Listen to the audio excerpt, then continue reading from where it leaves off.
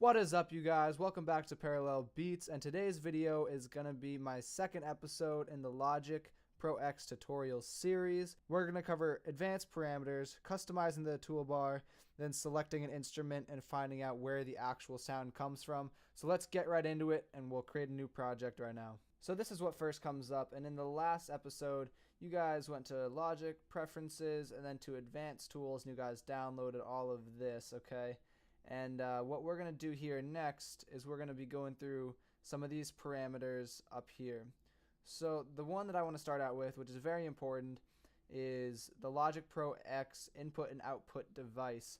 And this is very important because I'm not sure about PCs, but at least on Macs, this can operate differently. This can operate independently from what is in the settings and sound. So right now I have the Scarlett 18i8 as the output and the input. But if I were to change this, it would not change in Logic. So Logic can work independently from your computer. So if you ever have problems with routing or with your signal flow and you're wondering where it's getting caught up, there's a chance, large chance actually, that it might be right here. So we're going to move down to buffer size, and all I'm going to say is I'm not going to explain this. It's just you want the lowest possible buffer size that your computer can handle when you're recording because it's low latency, and then anything 256, 512, or 1024 is okay when you're monitoring back. It takes a lot of load off of your computer. Now most of this is pretty straight up. Something that I'm going to go over here, I'm not going to go through all of the parameters just for the sake of time, but I'm just going to cover the most important ones that I find myself using the most. And the next one is 24-bit recording right here. There are only two options, 24-bit when it's checked and 16 when it's not.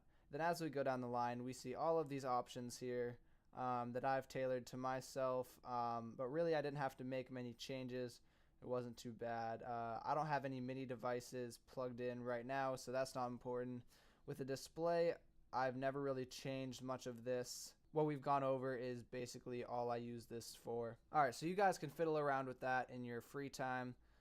Do whatever you want there. But next, we're going to go, and this toolbar up here, this whole top portion, we are going to customize that by going to View, Customize Control Bar, and Display. And so I'm just going to quickly run through.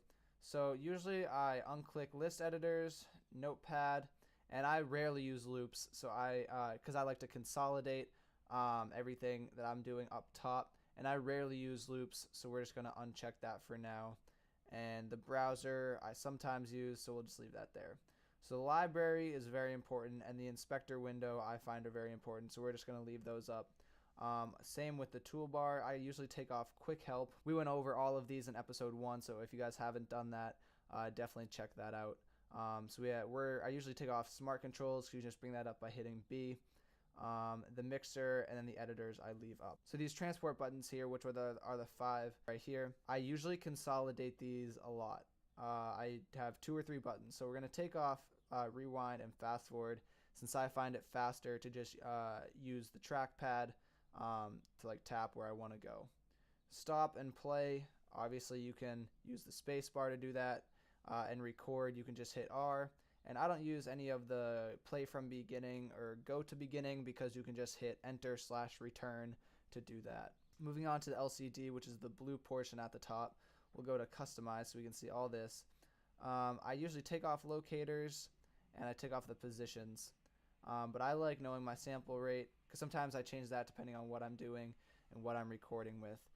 The tempo is always very important, and with the custom tempo you can actually go out to the 10,000th place.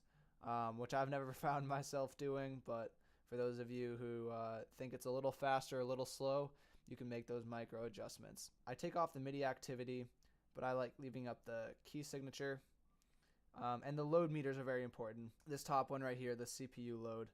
I find this very important when I'm working with a lot of MIDI information or a lot of plugins, so I know when I'm overloading my computer. So I know to either bounce them down into tracks and consolidate just to take it easier on the computer, because if you blow up this meter, chances are you have a lot going on, and 2, the computer is going to be very slow. So let's go back in here and move on to this last section. So cycle I always leave on. It's just very important. That's That's the continuous loop of one area. And replace I've honestly never used, but when recording, auto punch is a lifesaver. Mess up, you can just highlight a red section with auto punch, and it will only record inside that red section, so you can play completely through that section. Auto input monitoring I usually have on pre-fader metering and low latency mode. Pre-fader metering is for my gain staging, and the low latency mode is for the recording. I usually take off the tuner since I have my own here, and I usually solo tracks just in the mixer when I want to do that. The count in and click you can keep if you're using them, you can get rid of them if you're not. And you can take off the master volume, or at least I usually do. So I've consolidated to only the things that I need to use up here. So next in this video, we're going to choose an instrument and find out where the sound actually comes from. So if we go over to our library tab, we're going to see all of these instrument options that get more specific as we go along. And let's say we'll go to something like a synthesizer, and we can just say synth flute right here. So if we go to the inspector tab, which you can bring up by just hitting I, then you'll see what is right here. It says ES2, and this is where the instrument is. Now this is the ES2 synthesizer, and you have one synthesizer and two synthesizers going for this preset. I'll let you guys hear that right now.